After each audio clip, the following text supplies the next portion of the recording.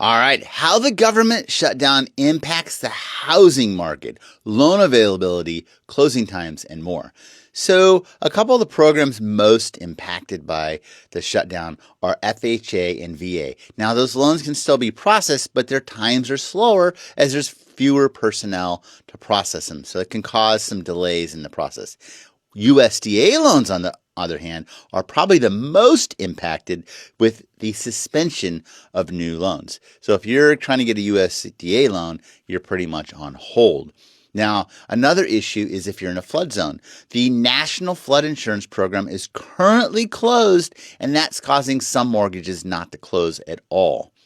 Another issue, federal workers. If they've been furloughed, can they even get a loan? Kind of hard for a lender to justify giving you a loan if you're not technically working, right? My overall concern with all of this is the housing market was just beginning to thaw, right, with rates dropping.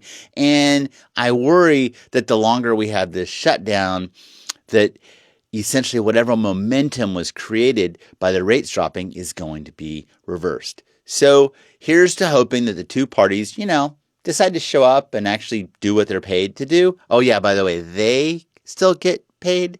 Isn't that interesting and funny how that works? But hopefully they decide to do their job, get together, and get the government back open so people can go ahead and move forward with their housing needs, which is, I think, pretty important, if you ask me.